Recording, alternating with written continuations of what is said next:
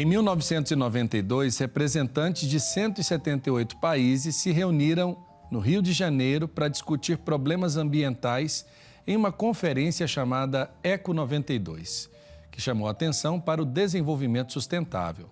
Faz 30 anos que esse encontro aconteceu e o assunto é ainda bastante atual, afinal, é extremamente necessário colocar em prática medidas para conter a devastação ambiental. A conferência, sem dúvidas, teve desdobramentos importantes dos pontos de vista científico, diplomático, político e na área ambiental, além de ceder espaço a debater e apresentar contribuições para o modelo de desenvolvimento ambientalmente sustentável. E é sobre esse assunto que nós queremos conversar hoje. Eu tenho a alegria de dividir o estúdio com o Gerson Neto, ele que já é conhecido aqui no nosso programa, né? O Gerson, bem-vindo, jornalista, ambientalista, especialista em planejamento urbano e ambiental. E conectados conosco, o Alexandre Prado, diretor de Economia Verde da WWF Brasil. Alexandre, que está na Alemanha, e o Paulo de Bessa Antunes, advogado e professor. Eu não sei de onde é. Paulo, de onde você está conectado conosco? Estou falando do Rio de Janeiro, sou professor na Unirio, Universidade Federal aqui. Perfeito. Bem-vindo também, Alexandre. Obrigado, prazer, obrigado pelo convite. Alexandre, quantas horas é aí, né? Qual que é a diferença de horário? Porque você está na Alemanha, né? Sim, aqui são 8h50 da noite. Certo. E, Gerson, bem-vindo. Alegria tê-lo aqui mais uma vez. Obrigado, Padre Wellington. Uma alegria estar de novo aqui com o pessoal. Eu acho que esse é um tema interessante para que a gente pudesse falar numa TV católica, porque o Papa Francisco, e aí eu queria que a gente fizesse um caminho inverso. Primeiro, pegar esse olhar que o Papa Francisco tem tido para as questões ambientais, os apelos que ele tem feito dentro do magistério, do ensinamento da igreja, da representatividade que ele tem do ponto de vista mundial para o meio ambiente. E como vocês recebem esse tipo de provocação, iniciativa, apelo que o Papa faz? O Papa, para a gente citar algumas iniciativas aqui, ele chamou a atenção para a casa comum através da Fratelli Tutti, né? Se a gente observar também, ele fez o sínodo da Amazônia. Está acontecendo hoje o encontro de Santarém, que lembra os 50 anos, né, desse encontro que a igreja teve ali no estado do Pará, já dando as primeiras linhas gerais de como a igreja deveria se colocar diante das questões do meio ambiente. Então, eu queria que vocês dissessem a percepção que vocês têm, se a gente poderia assim afirmar, né, de ter um Papa ambientalista, né, defensor do meio ambiente. Eu vou começar com o Paulo de Bessa, porque ele está lá no Rio de Janeiro, onde aconteceu a Eco 92 e que é hoje o tema da gente lembrar 30 anos desse grande evento.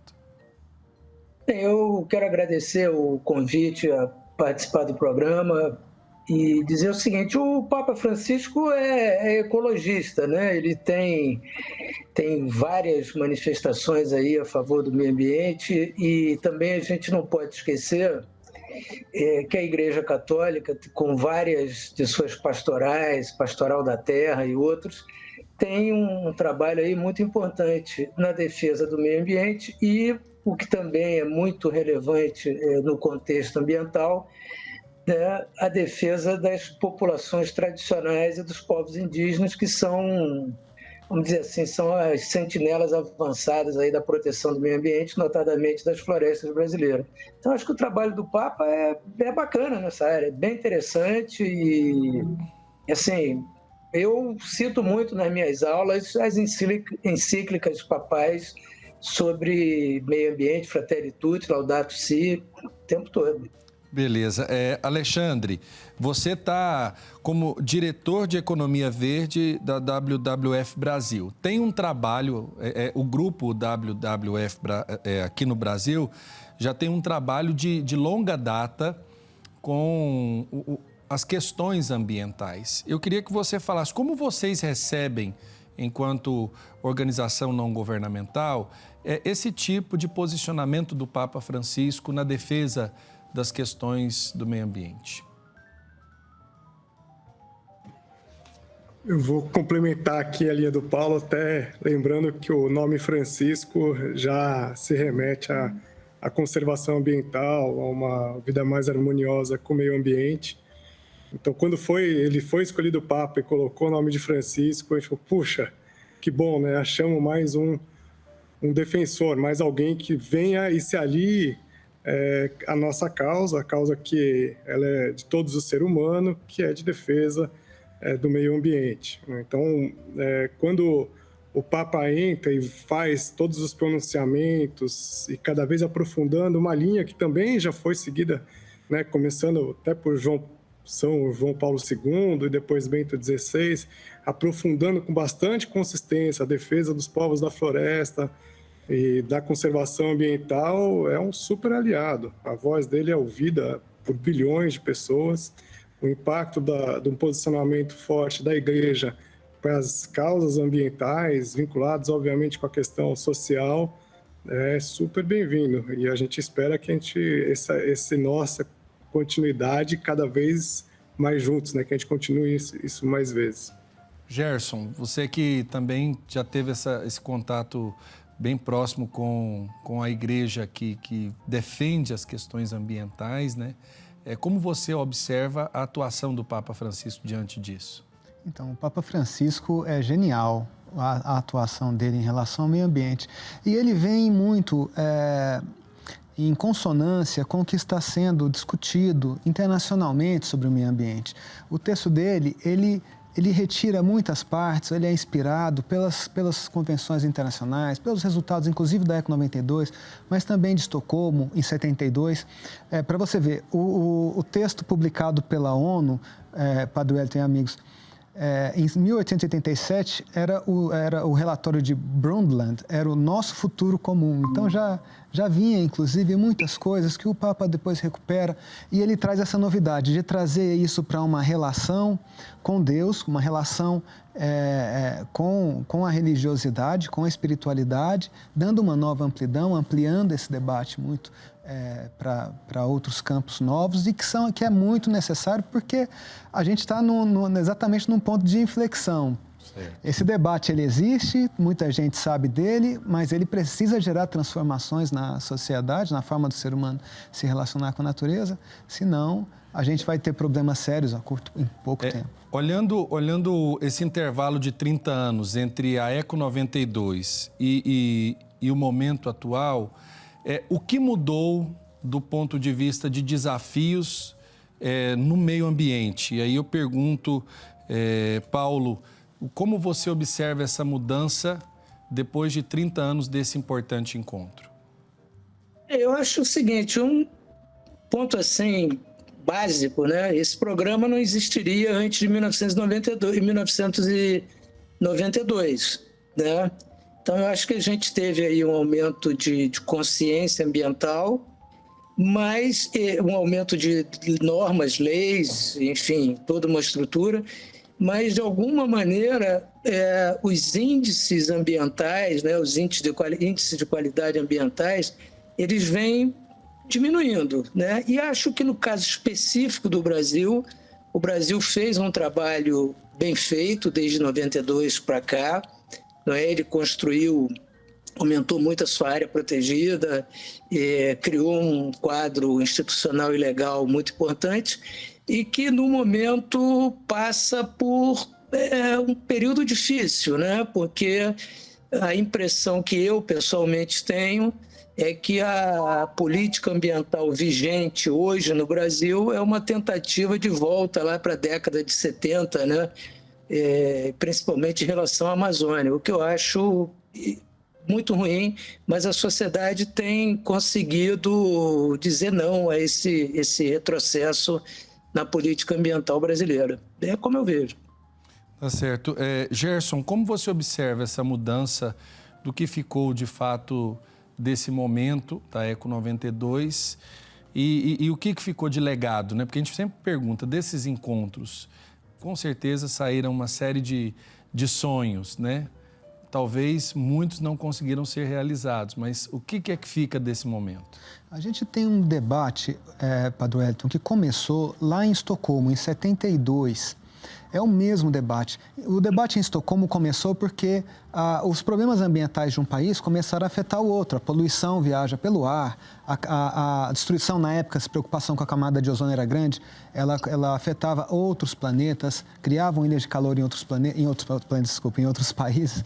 E aí, quando um país começou a afetar o meio ambiente do outro, isso se tornou um problema das Nações Unidas. Foi reconhecido, instituído em 72, e a partir de lá começou o debate, que ele só vem progredindo, é o mesmo debate. Até hoje, nós estamos conversando os mesmos temas. O tema de desenvolvimento sustentável, que apareceu já em 87, nessa carta Nosso Futuro Comum, do consumismo, desigualdade entre, na época se dizia, primeiro e terceiro mundo. O aquecimento global já aparece ali também, a chuva ácida, a camada de ozônio. Depois, em 92, aqui no Rio, aparece o tema da biodiversidade, o tema da desertificação, das mudanças climáticas, já evoluindo o aquecimento global e efeito estufa para mudanças climáticas, que é um termo mais amplo, das florestas, da relação entre meio ambiente e desenvolvimento. E isso vai, depois de 92. Em 97, acontece a reunião do Protocolo de Quioto, que é a reunião que até hoje nós estamos aqui nos degladiando sobre esse tema, com metas de redução de emissão de gases de efeito estufa, que é o tema que domina hoje. É o tema que pode transformar o nosso planeta em muito, assim, em transformar em forma de vida e criar áreas simplesmente desabitáveis no nosso planeta. Alexandre, e como você observa o legado da Eco 92, 30 anos depois, atuando aí junto a essa importante organização que é a WWF Brasil? Relembrando que a Eco 92 ela aconteceu no Rio e não foi por acaso. Aconteceu no Rio porque o Brasil já era um país que tinha um protagonismo na agenda ambiental e já era muito cobrado pela redução de desmatamento na Amazônia. A gente fez muita lição de casa durante quase 30 anos e realmente nos últimos 3 anos a gente deixou de fazer. E a hora que a gente deixa de fazer aquilo que é mais importante em termos globais, como falou o Gerson, que é a redução de desmatamento, a gente aumentou significativamente a nossa emissão. O que isso quer dizer?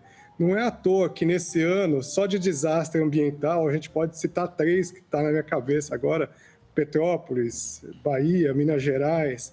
Então, quer dizer, são desastres que vêm decorrentes de mudanças climáticas e que ele rebate principalmente nas pessoas mais vulneráveis, que são as pessoas que nesse processo de aquecimento global, de mudanças climáticas, em que o Brasil, o principal fator é desmatamento, são as pessoas que mais sofrem.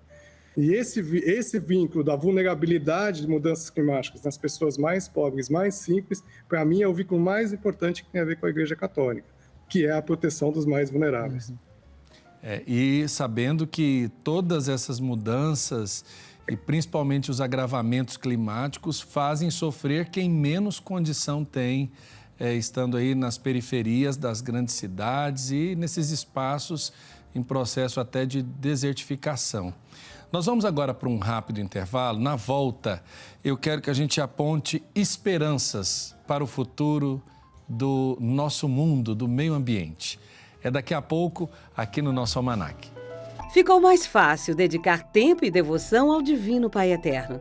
Baixe gratuitamente o aplicativo do Pai Eterno para smartphone e tablet.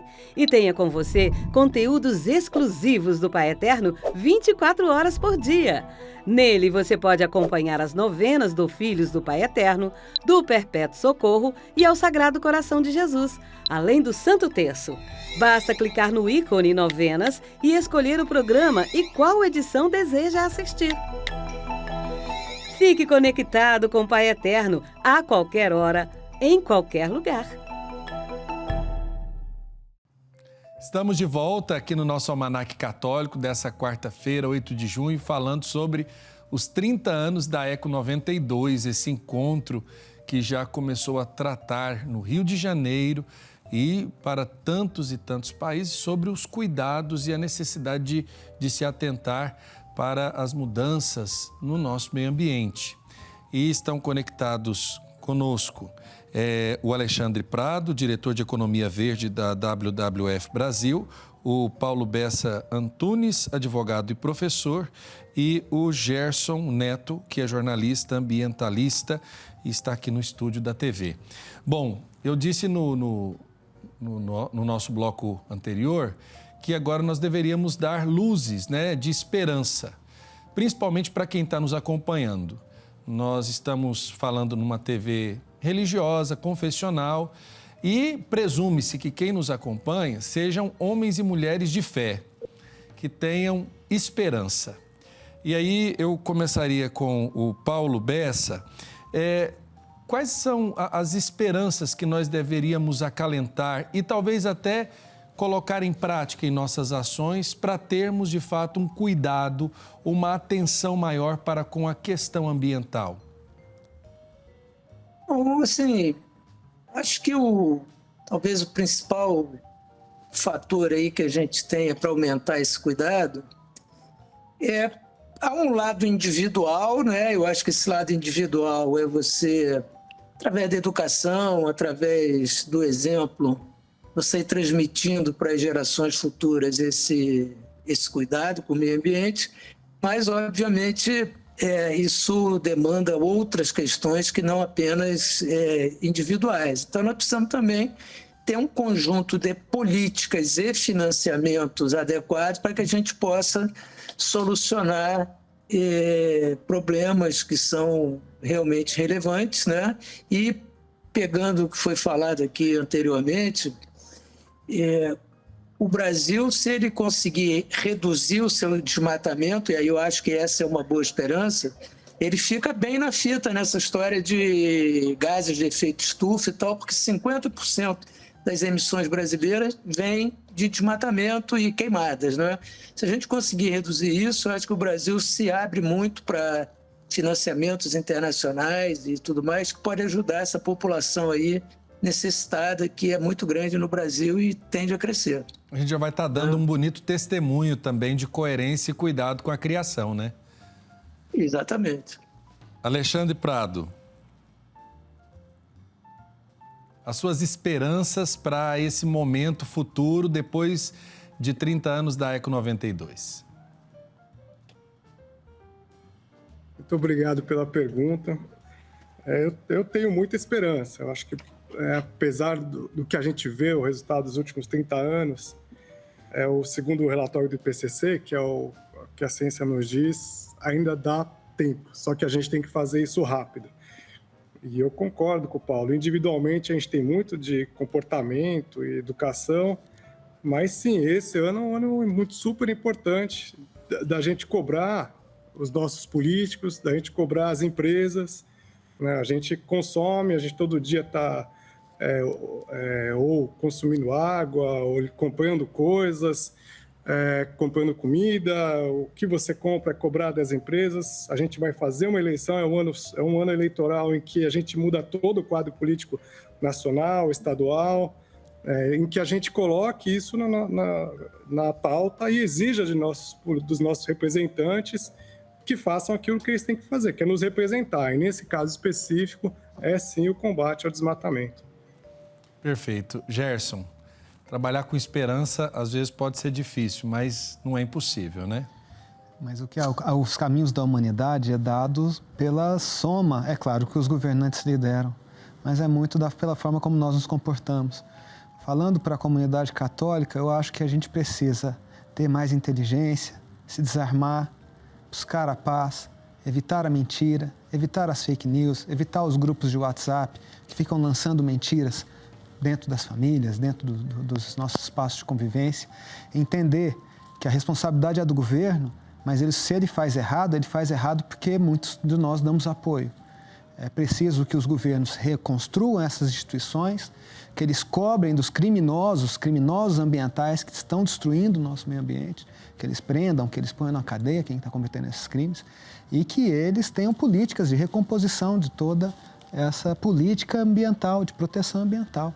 A gente tem uma tarefa de governo, mas a gente tem uma tarefa pessoal. Entender que o governo é uma expressão do nosso povo, da nossa gente.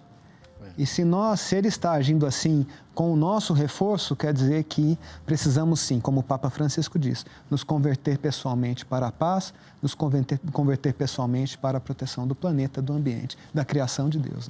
Eu acho que isso é muito importante. O tema é um tema denso até porque o Papa Francisco tem dedicado muito da sua reflexão a essa catequese, por assim dizer, de evangelizar os batizados para esse cuidado com a casa comum, que não é um bem que dura para sempre. Se a gente não cuidar, com certeza a gente não vai deixar um mundo melhor para os nossos filhos, para as futuras gerações.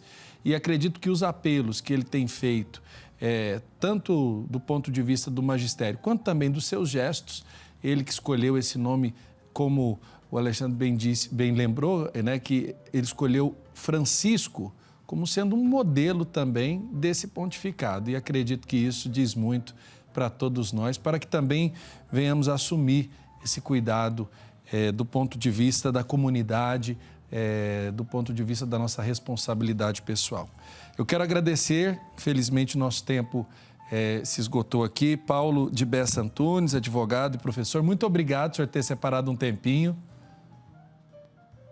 Eu que agradeço, e temos aí o exemplo do Dom Pedro Casaldáliga e da irmã Dorothy Steng na defesa disso tudo que a gente está falando aqui. É verdade. Alexandre Prado, diretor de Economia Verde da WWF Brasil, está na Alemanha, separou um tempinho para falar com a gente. Muito obrigado. Eu que agradeço, é um prazer enorme poder conversar com vocês todos. Sempre que precisar, estamos disponíveis. Obrigado, Gerson Neto, jornalista, ambientalista, e está sempre aqui com a gente. Obrigado, viu, Gerson? Eu fico muito agradecido, Padre Wellington, e sempre surpreso com a qualidade dos participantes que vêm nessa roda de conversa. Para mim é uma alegria muito grande estar com gente tão grande, gente com tanto renome. Um abraço a todo mundo em casa e espero vê-los logo presentemente. Muito em breve, tá certo. Um abraço para todos.